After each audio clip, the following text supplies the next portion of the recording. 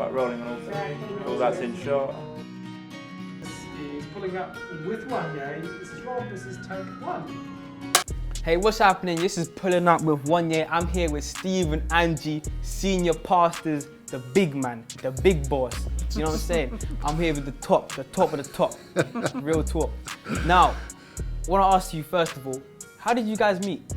Ooh. Go on, you tell him. Go on. We were very young when we met. First, I was 8, the first time I can remember. 8. Wait. Thinking about Steve, that I knew him when I was 8. 8. But he waited till I was 12 and he was 14 before he asked me out.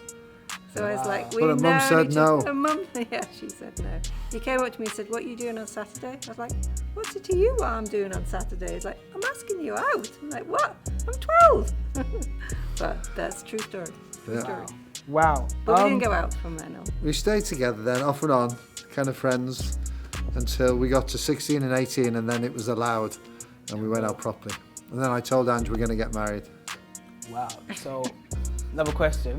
Both of you, what is both of your biggest fears? Ooh.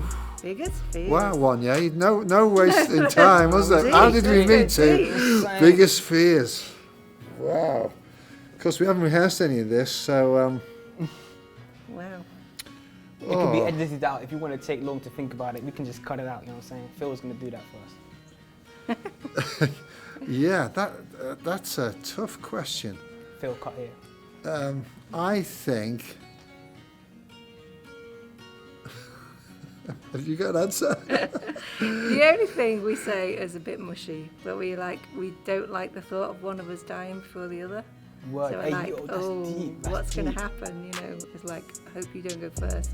Hope you don't go first. It's like, wow, that'll be harsh. Yeah. Wow. I'll go with that one. Yeah, word. Because we do talk about that. Won't it be weird? Wow. So both of you as well, what's the most embarrassing thing which has happened to you? Even if it's individual, I don't mind. I think the most embarrassing thing for me, when I look back and think, was I used to lead a lot of worship in large groups. So, Yeah. you know, singing worship. Yeah. And I was leading one particular night and it wasn't going well. And How do you know it wasn't going well though? How do you know? you can read the room. You really feel the people aren't responding, there's awkward silences. The way we used to do it was a lot more spontaneous, and it wasn't going anywhere. You just felt like the room was heavy. And the most embarrassing thing was the guys who were responsible for that meeting gave the responsibility to somebody else whilst I was still leading. And so another guy took over, and I just felt like that's small. And as a consequence of that, they took me off leading the next night because they said it hadn't gone well, and I was mortally wounded. Is this back in Enns or is this in Cambridge? No, this happened in a place called Built Wells in Wales. It was a big Christian festival. Wow. I think that was the most embarrassing moment. Like 5,000 people? 5,000 people in the room. Jeez. I was leading, and Well, if the people in Bilf Wells, you can now he sees a big boss. You know what I'm saying? He's a leader right now. yeah, He's up here. the lesson I learned from that is I felt I'd never get up and lead again, and they gave me another chance 2 days later, and it went great. So I just had to get over myself. I thought you were going to say the one where you went to lead worship and then your trousers Trousers split, yeah. No. Word. And I didn't have any extra spare ones with me. So after that point, he always packs 2 pairs of trousers wherever he goes. He's like 5 pairs of trousers, just in case. 100%. I leant down just before I got up to lead worship. I went, it wasn't like a little rip, it was a big split down the back. Hey, Angie, what about you though? Oh, embarrassing. Oh, gosh. I don't know. It's probably Steve's embarrassed me the most. Probably that's been the case. He's probably embarrassed me in front of people, made me go red or something. They told me that he was going to marry me in front of a whole group of people that I didn't really know very well when I was really young. That was a bit embarrassing. Do you remember that? No, I don't remember Embarrassing that. still. Yeah. It's alright though. How many countries have you been to? How many How countries? many countries? Wow. I don't think we've kept count, have we? We No. probably should have done. We went round the world last year. Crazy. Are you counting? Gee. I'm trying to We do went it. Flights. the way around Flights. the world, which is just like It's not feelings. on our sabbatical. It was great fun. It was Wow. great fun. So yeah, we've probably been on every continent. I would have thought. I can think of 13. 13. Different countries, including Europe, you know, places in Europe, or African nations, and China, India, America. China. Never been to South America. I'd like to go to South America. Brazil. Never been to Brazil. Chile, maybe Chile. Maybe one day. Chile. Never been to Brazil. Never been to any South American country. I'd like, Canada we want to go to. Yeah, Canada would be good. So what I want to know is, as well, I know I can tell by your accent you're not from here. Kind of Scouse, Liverpool, sounding like over there, side over there. Yeah, very good. Almost looking. What brought you to Cambridge? That sounds like Birmingham now. The church, we were leading a church in the Wirral, and we were asked to consider leading a church here in Cambridge, and that's the reason we came. But the Wirral is the opposite side of the River Mersey, Liverpool. So you got Liverpool, River Mersey, and then the Wirral. Birkenhead or Birkenhead. Birkenhead, yeah. Birkenhead. What sort of upbringing did you have? Well, first up, Yeah. I grew up, I'm one of 4 girls, and I lived in a council house that they eventually bought, but in an estate up in the Wirral. My mum was from Berlin, from Germany. So you're half German? I'm half German, yeah. Right. And I should be able to speak the language, but I don't. But many of my sisters do. My dad did his national service over in Germany and met my mum and brought her back to England. And at the time, it was kind of like a strange period because it wasn't that long after the war, and it was kind of a bit harsh to be around in an estate at that time. But my mum was a Christian, came over to England. It was a real opportunity, I guess, for her to come to England. They got married. My dad wasn't a Christian. My mum thought that he'd become a Christian really quick, but he didn't. And through my whole life, my dad never became a Christian.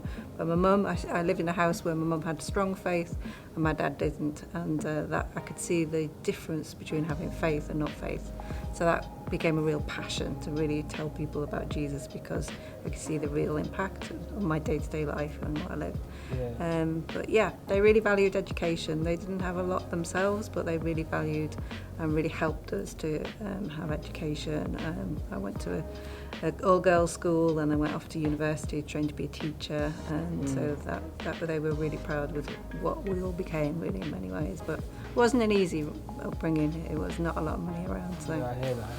I think both our backgrounds would be classed as with our parents, and I don't like this designation, but we do it in this country.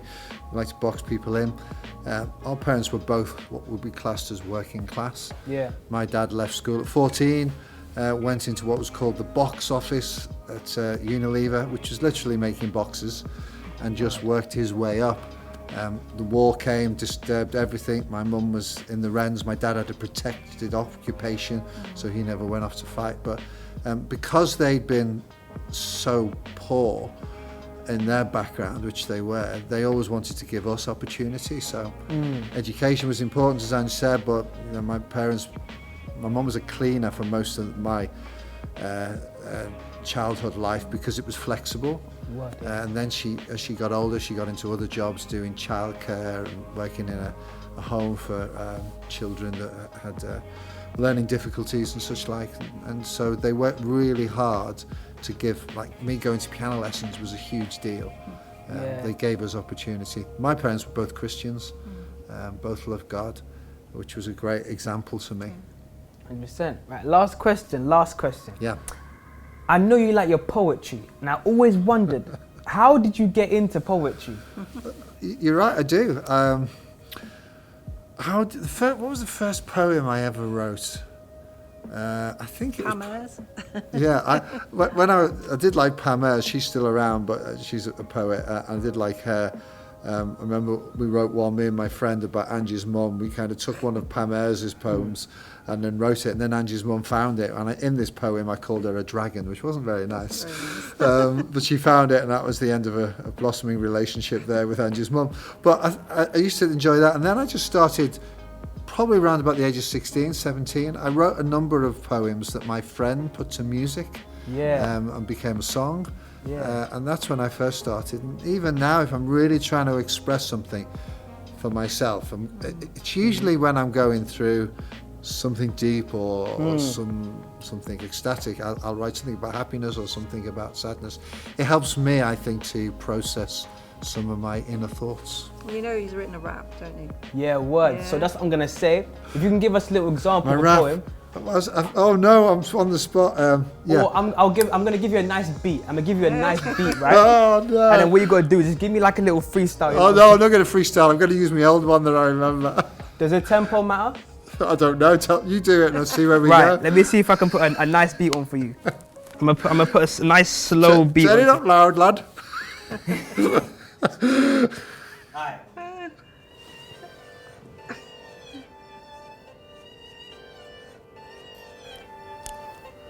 I've got a story that I want to tell about a God who does all things well. I've got to get that rhythm. Yeah, catch me with the next drop. Next drop.